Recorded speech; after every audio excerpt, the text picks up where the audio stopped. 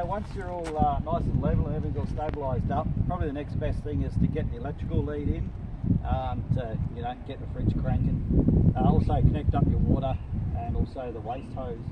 They're just inside here. They're located in these bags, one for each. Okay, so power cord here first. I'll take these around there as well.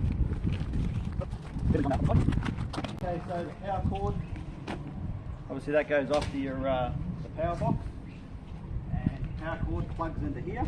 There's the front one, just plugs straight into there. That provides you 240 power to the van. The grey water hose is inside here. That's the end of it.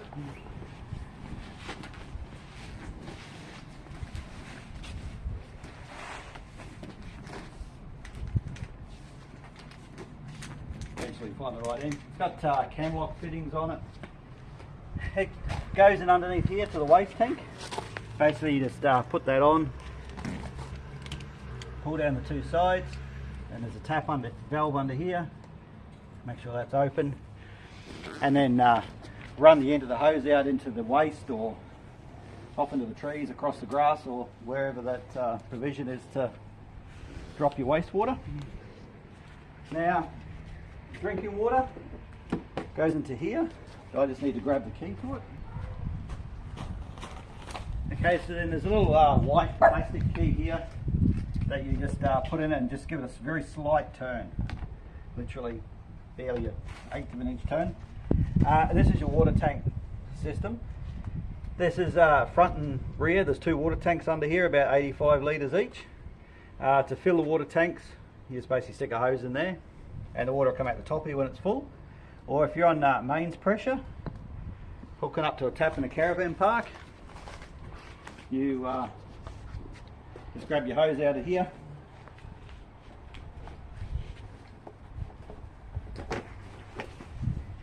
and it just plugs straight into there. So it clicks, and then you can actually close that. The little flap here flicks up, and then you can lock that closed. With the water tanks, if you're off grid, so you're using your own the water out of the water tanks, underneath here, just under here, is your water tank selector. Okay, so the little arrow there to the front hose, that means the sucking it only out of the front tank, only out of the back tank, or out of both tanks. If you're off grid, free camping, probably best to use one tank at a time, because then you know when one's empty. Otherwise, if it's here, of course, it can be both emptied. But remember, you've got your gauge inside that has your water tank levels on it. This here is an Anderson plug if you want to plug in unregulated solar panels, which solar panels with no regulator on the back. Just the other things too, that's the hot water. That'll get rather warm when the hot water's in use, and that's the fridge vents. Obviously that there will get pretty hot when you're just using it on gas. And if we just swing around the other side, I'll show you the toilet waste tank.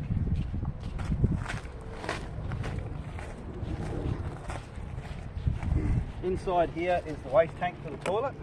Okay. This top one here swings out. This is the flush water. So when you take the cap off here, this will always be full. Okay, you check your flush water through this clear sight tube on the side, and as the water comes down, you'll see what the level of the water is. But bear in mind that this here is like an S-bend in the top. So even though this might be down here, or even empty and the flush is not working anymore, this here will always be full. If you just pour water in there, the water goes up and over, and you'll see it come up the sight tube where it's full. The waste holding tank is here. You just lift up this little lever at the bottom, pull it out, and then someone gets that lovely job of off to the dump point. Basically, you just when you get to the dump point, you swing this arm around, take the cap off, lift it up, press the button up here in the corner, it lets the air in, and of course everything will come out that end. Then you just basically stick a hose in there. They'll have a hose there at the dump point. Put the hose in there, put a bit of water in it, put the cap on,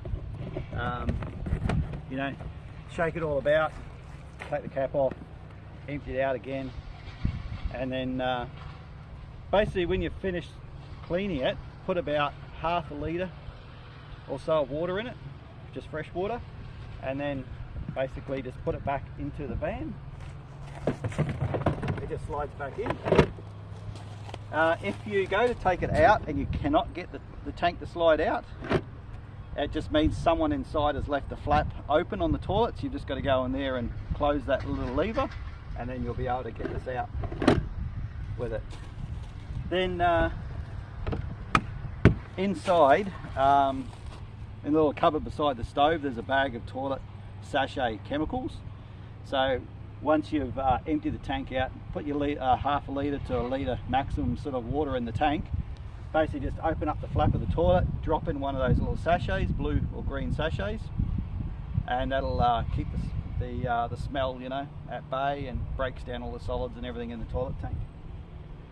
So there's a picnic table here, there's one of the keys on here, you use to open that.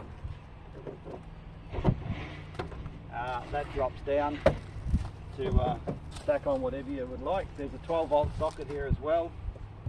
You know, if you wanted to, I don't know, if you've got another little fridge or something, you're plugging into it, or phones to charge or something like that. With that, there's a step out here that pulls out for the door. When you open the door, there's a little latch there, latches onto there. This door also splits into two, so you lift the lever up like that and you can pull that out, and then you've got just a fly screen that shuts. Otherwise, to put it back together, you basically just close the two together and it's reattached. There's a light here too for to find the keyhole at night time. Just press that on and off for that. So that's basically all for the outside.